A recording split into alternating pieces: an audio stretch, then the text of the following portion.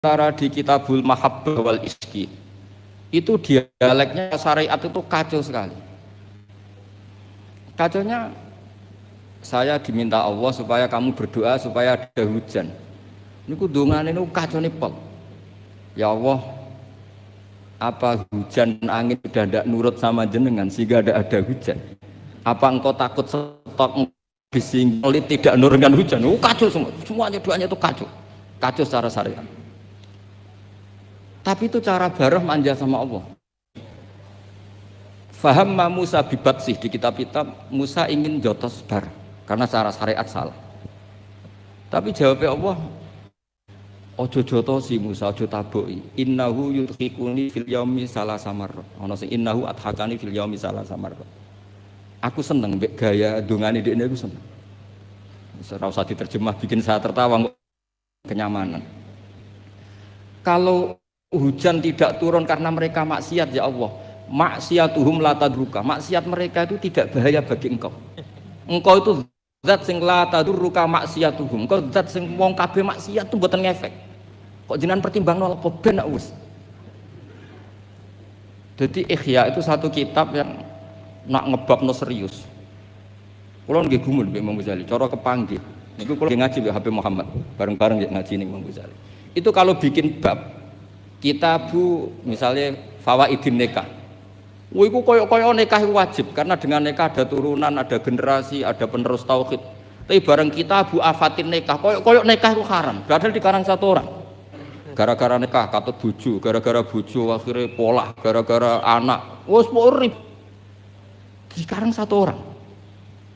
Ketika cerita kita Fawaidil Uzlah, seakan-akan uzlah itu wajib.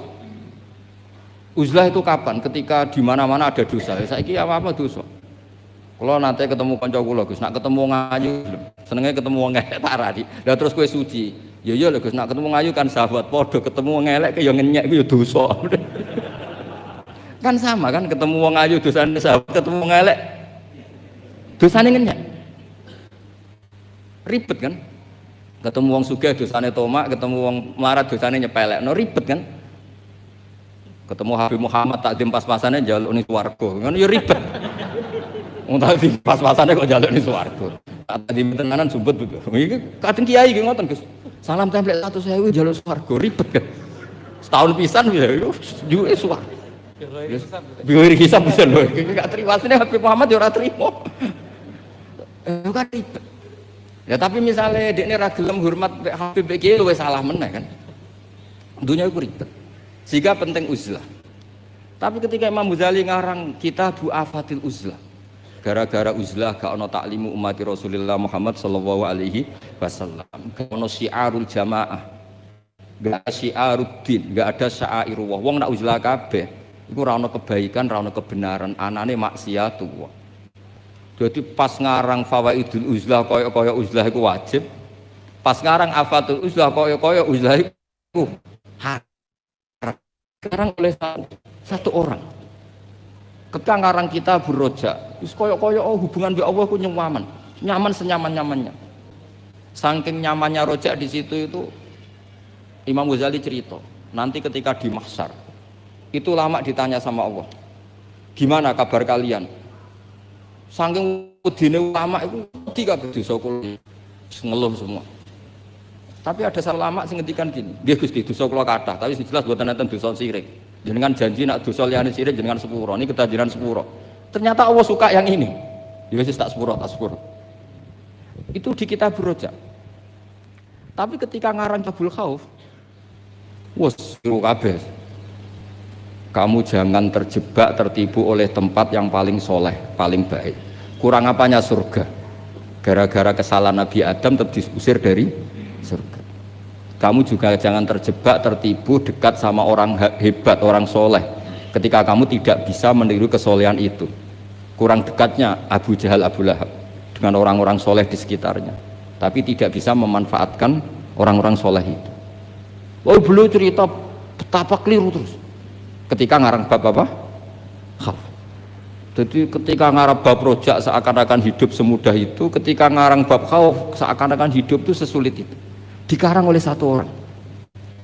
Itu namanya Imam Hujjatul Islam Al-Ghazali. Kulon gak ada kitab Ihya Bib itu ada sekitar 5 kalau cetakan Toha Putra ketika saya ngaji dengan Mbah Mun. Terus kitab yang pernah saya pelajari harfan harfa itu pakai cetakan DKI dari Kutub Ilmiah. Kalau ada naskah salah saya benarkan pakai caranya kitab Ithafuz Sadat Al-Muttaqin karangannya Sayyid Zabidi Muhammad Murtado Az-Zabidi. Beliau dengan kita kira-kira ya saya Mbah Mun, Mbah Zubair, Kiai Fakih Mas Kumambang, terus beliau pernah ngaji Kiai Mahfud Termas, Kiai Mahfud ngaji abahnya Kiai Abdullah ngaji Kiai Abdul Manan.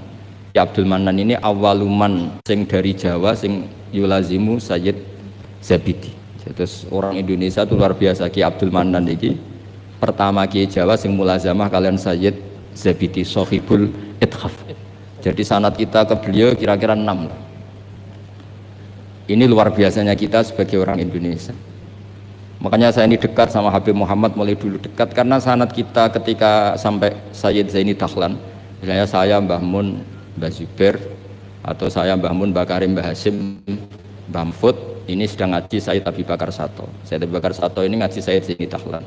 Babanya Sayyid Muhammad ini Muhammad bin Husain bin Anis bin Alwi bin Ali. Ini Muhammad ini sudah teman-temannya ini, temannya Sayyid Abi Bakar Sato, Habib Muhammad ini Mufti Syafi'iyah. Terus teman Tarsihul Mustafidin, siapa Alawi bin Ahmad. Dulu istilahnya masih Asegaf, tapi ikutnya lama-lama jadi Bagil. Jadi ada yang ditulis Segaf, ada yang ditulis Bagil. Jadi sanad fikih saya dengan Gus Hafi karuan ya, tahta Syekhin Wahid tahta dengan Habib Muhammad itu sama semua. Semulai rapodo nak ra disinauni itu kudu ngerti. Semulai rapodo itu ketika agak disinauni. Itu ulama-ulama dulu.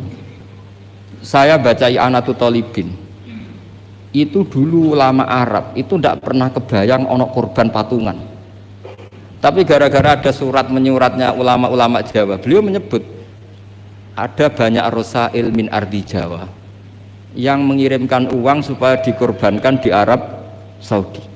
Hukumnya kayak apa?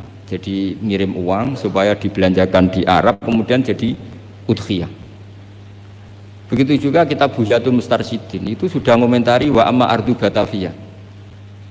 Jadi kayak apa hubungan Indonesia dan Yaman dan Mekah. Habaib itu dulu temannya itu rata-rata ulama Indonesia. Sehingga banyak Habib Kutub yang zuriyahnya di Indonesia, mulai Sayyid Abdul Qadir Segaf Tuban sampai banyak Habib Muhammad ini, Habib Ali Sohibu Simtiduro, zuriyahnya banyak yang di Solo. Jadi Indonesia ini luar biasa, termasuk ada Habib Muhsin dulu Abdurrahman itu yang ngarang sarah sama Said Muhammad. Itu banyak sekali yang ulama kita Palembang baik minal habaib maupun enggak yang akrab sekali dengan ulama-ulama di Mekah di Yaman. Nah ini kembali ke ceritanya Mbah Mun. Ini saya masih pakai bahasa aslinya Mbah Mun. Mbah Mun pernah ngendikan gini tuh. Ketika Spanyol itu guling nggak? Spanyol dulu Andalusia itu pernah lama sekali jadi negara Islam dan itu melahirkan ulama-ulama top mulai Ibnu Malik, mulai Imam Qurtubi, mulai Imam Syatibi, itu semuanya jebolan Andalusia. Singkat cerita Islam teng Andalusia niku kalah. Saya masih ingat bahasanya Mbah Mun ngeten Gus Wafi. Niki sekaligus ditasehaken. Tapi pangeran gak terima. Nak bumi sing dinggo sujud iku kalong. Allah nggak terima kalau bumi yang dipakai sujud itu terkurangi. Delala wis kersane pangeran digenti Indonesia, yaiku gulinge Andalusia iku bareng ambek berdinine Demak Bintoro.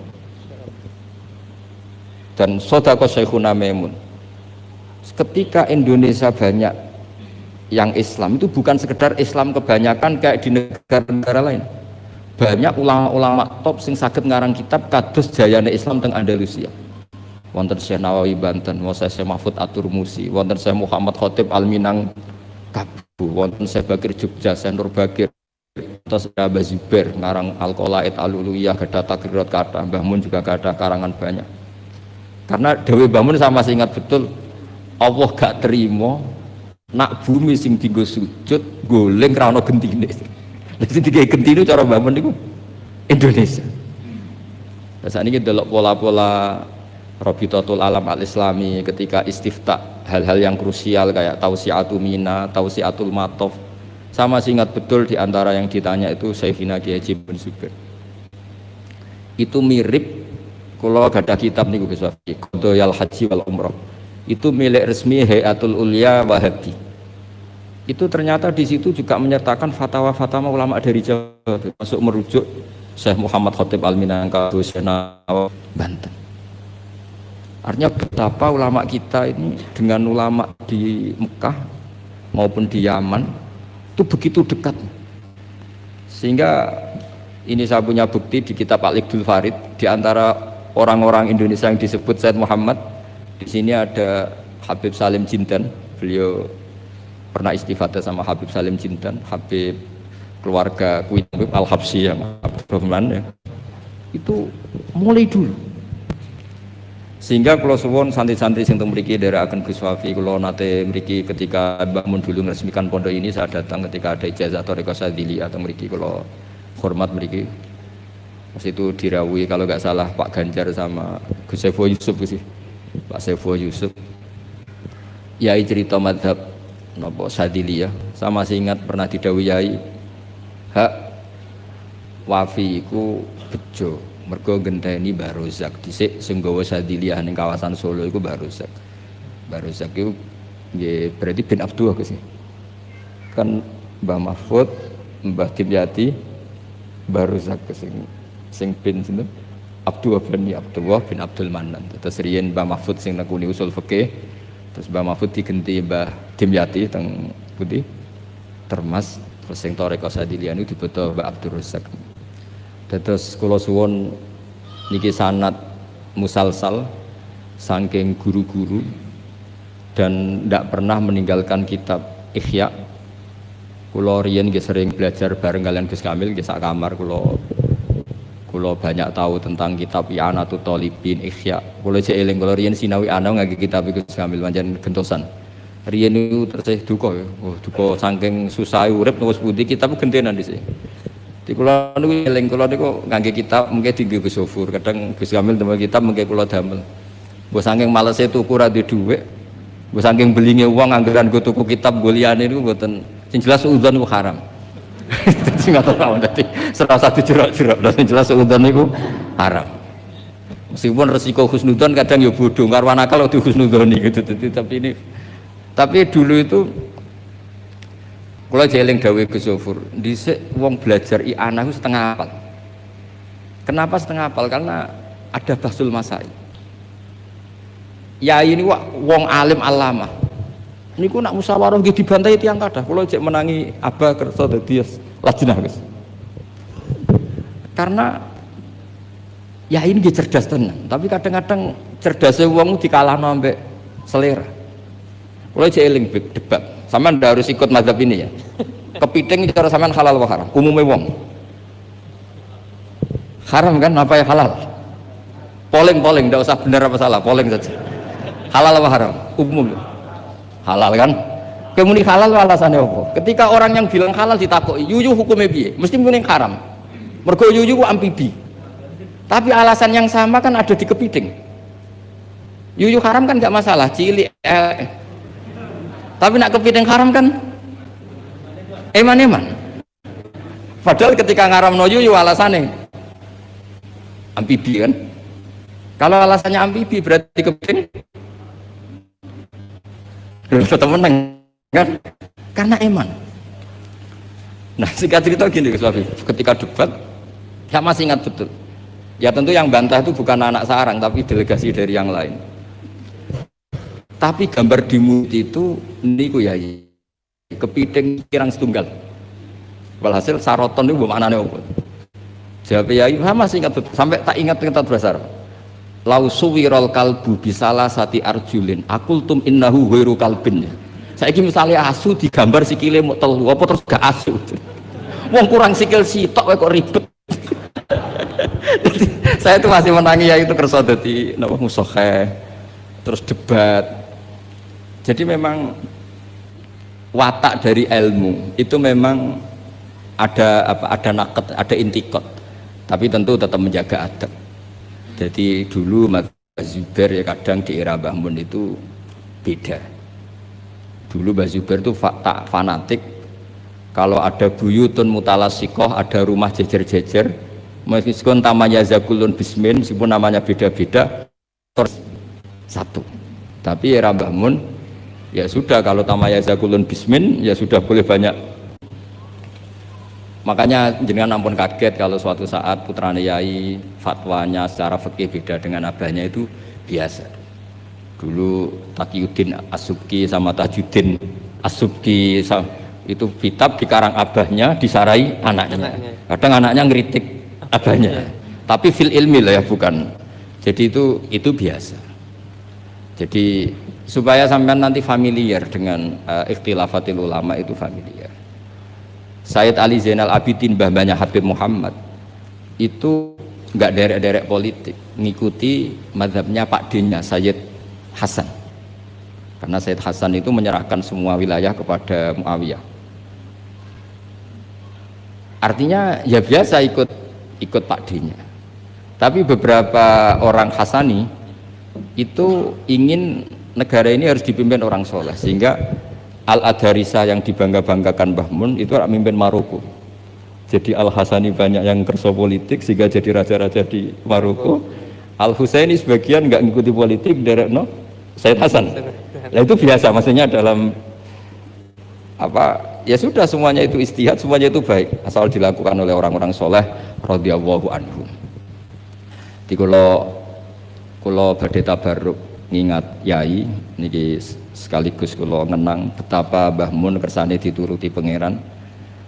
Di antara yang ditulis Mbah Mun dalam Maslakut Tanassuk Al-Makki, ditulis yai, beliau ketika nulis persis sanad yang ditulis Sayyid Muhammad Alawi, beliau ngendikan ketika orang ini, beliau ngendikan di antara harapan beliau adalah hadhihi ya tausiyat allati kanat mafkhoratan azimah li asal maulal karim ayajma'a nafsi ma'a hamalatil ilmi min ulama'i hadil ummah wa bil akhas ulama'u ahlil bait alladzina khassahumullah bi khassa'isa la ya'lamu azamataha illallahu ta'ala. Jadi ketika beliau ngarang kitab ini beliau ngarang itu lama sekali, sekitar tahun ini tak tulis yang mudawan saja, saya agak mau resiko yang mudawan sesuai penanggalan yang ditulis beliau itu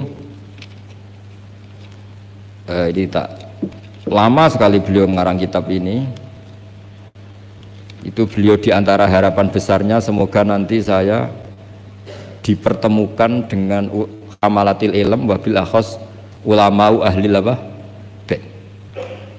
Dan ternyata betul beliau ditakdir wafat di Mekah, dan bukan sekedar di Ma'la, tapi Ma'la yang dekat Abuya Sayyid Muhammad. Sama masih ingat didawi Sayyid Ahmad, coro dawane maknane nak sekedar ning Ma'la iku akeh, tapi Mbah Mun itu di Ma'la yang dekat Sayyidah Khadijah. Ma'la itu kan luas sekali guys. Kalau yai kan pas di sini Sayyidah Khadijah, agak di bawah ada keluarga besar Sayyid Muhammad, ada Sayyid Abbas, Sayyid Alawi dan seterusnya. Sebelakangnya agak bawah Syekh Nawawi, terus samping agak selatan ke seperti ini, terus pokoknya agak itu Mbah. Terus di antara keinginan beliau ketika ngarang kitab ini adalah saya ingin iltihaq, kata beliau, tak baca lagi ya, ayyajma'a nafsi, ini asal maulal karim, semoga Allah al-karim ayyajma'a nafsi ma'a hamalatil ilm min ulama'i hadil ummah wa bil akhas. Beliau ingin sama ulama ahlil bait alladzina khassahumullah bi khassa'isa la ya'lamu azamata illallah subhanahu wa ta'ala. Terus ini keinginan beliau, kitab ini ditulis lama sekali. Nah kemudian kitab aslinya dari kitab Al-Iqdul Farid, kitabnya Sayyid Muhammad.